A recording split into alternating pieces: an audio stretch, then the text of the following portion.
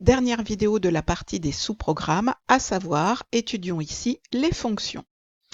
Les fonctions, c'est un sous-programme, bien entendu, qui, contrairement à une procédure, va retourner une valeur. Donc, on retrouvera une instruction en plus dans le corps de la fonction qui sera la toute dernière instruction qui se nommera return. Lors de la définition, tout à l'heure, lorsqu'on définissait une procédure, on utilisait un mot-clé qui s'appelait void. Eh bien, à la place de ce void, il faudra indiquer le type de retour, c'est-à-dire quelle est la valeur que l'on va renvoyer. Ça peut être int, decimal, string, etc. Et enfin, à son appel, le résultat de la fonction pourra être traité. On l'a vu tout à l'heure, lors de l'appel d'une procédure, c'était considéré comme une instruction à part entière. Ici, une fonction, ça ne pourra pas être une instruction à part entière, puisque comme elle va renvoyer une valeur, ça veut dire qu'on l'utilisera soit dans l'affectation d'une variable, soit à l'intérieur d'une instruction console, writeline, par exemple. Donc, voyons la définition d'une fonction. Donc, déclaration statique. On précise le type de retour. On est bien d'accord que le type de retour, c'est un type qu'on utilise pour nos variables. Ensuite, on précise le nom de la fonction, entre parenthèses, les types, les paramètres que l'on veut envoyer, au même titre que les paramètres que l'on utilisait tout à l'heure avec les procédures. Ensuite, accolade de début de bloc, accolade de fin de bloc. On fait la déclaration des variables locales si nécessaire. On fait la liste de toutes les instructions. Et comme on l'a dit tout à l'heure, ici, le but d'une fonction, c'est de renvoyer une valeur. Donc, on retrouve le mot-clé return valeur, où on est bien d'accord que valeur, c'est une variable ou c'est une expression calculée, mais que le type qui va être utilisé pour valeur doit être le même que le type de retour qui a été déclaré ici sur sa ligne de déclaration. Alors, voyons côté algo avant de partir dans un exemple de fonction. La déclaration se fait exactement comme un sous-programme, donc sauf qu'on remplace le mot-clé procédure par fonction. On précise le nom de la fonction, on précise entre parenthèses la liste des paramètres, sachant que à la différence d'une procédure, où dans une procédure on peut avoir des paramètres en entrée-sortie ou en sortie, eh bien ici, la plupart du temps, dans une fonction, les paramètres sont systématiquement en entrée. Il est extrêmement rare d'utiliser des paramètres d'un autre type pour une fonction. Et enfin, le but d'une fonction, c'est de renvoyer une valeur. Donc à la fin de sa déclaration, on met 2 points suivis du type de valeur de retour, c'est-à-dire est-ce que c'est un entier, est-ce que c'est une chaîne de caractères, etc. Ensuite, on a notre bloc déclaration des variables, puis début-fin, et à l'intérieur de ce début-fin, on va retrouver la liste des instructions et la toute dernière instruction à ne pas oublier qui est return côté C#, qui s'appelle retourner côté algorithmique. Et entre parenthèses, on indique la valeur à retourner qui peut toujours être une expression ou le contenu d'une variable qui aura été modifié ici au cours du traitement. Au moment de l'appel, eh bien, l'appel d'une fonction, comme je vous l'indiquais, n'est pas une instruction à part entière puisque son but, c'est de renvoyer une valeur. Donc, cette valeur de retour, il faut bien en faire quelque chose. Donc, soit je peux m'en servir pour l'affectation d'une variable, où il est important que, bien entendu, var soit du même type que le type de retour de ma fonction, ou alors directement dans une instruction affichée.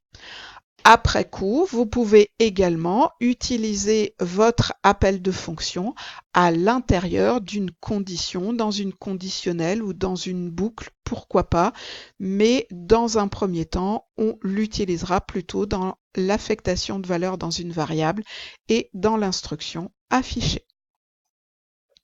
Partons sur quelques exemples en C#. Donc ici, nous avons une fonction qui s'appelle nb_positif qui renvoie un entier qui permet de saisir une valeur positive et qui renvoie cette valeur positive au programme appelant. Donc, vous voyez qu'ici, au niveau déclaration, on n'a plus le mot-clé void, on a simplement int. Vous constatez qu'ici, nous n'avons pas besoin de paramètres en entrée puisque la saisie va se faire directement ici. Donc, on déclare notre variable locale nb, on demande à l'utilisateur de saisir un nombre positif, et bien entendu, tant que le nombre n'est pas positif, donc tant qu'il est négatif, on va l'obliger à saisir une bonne valeur. Dès que nb sera bien une valeur positive, eh bien notre code sera terminé. Donc l'instruction finale sera bien un return et suivi de la variable qui a reçu la valeur à retourner. Vous voyez que nb est bien du même type que le retour de ma fonction. Comment appeler cette fonction? Eh bien, je peux par exemple l'appeler directement en valorisant une variable nb1. nb1 égale nb_positif.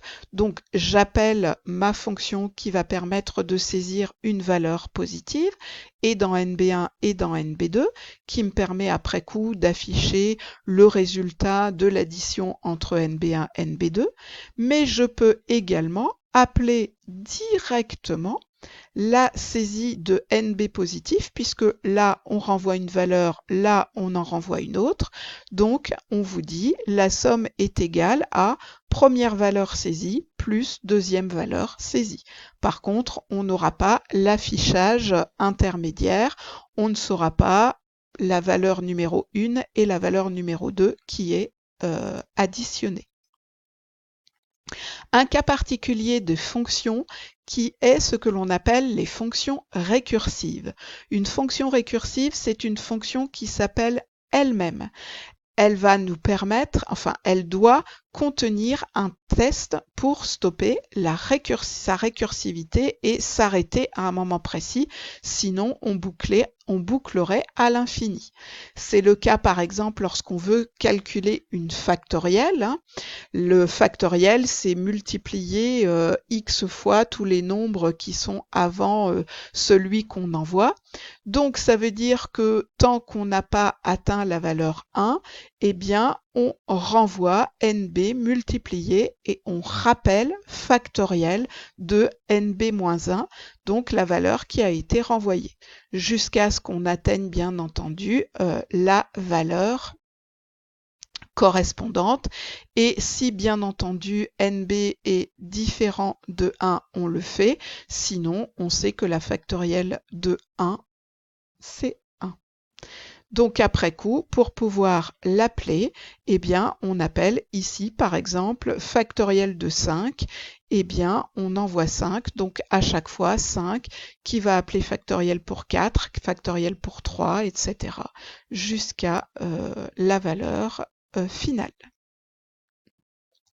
Il est bien entendu possible d'appeler successivement des fonctions les unes dans les autres. Par exemple, ici, on a une fonction qui permet de faire l'addition entre deux valeurs. Donc, vous voyez qu'on a add entre 15 et le résultat de add entre 5 et le résultat de add entre 7 et 3.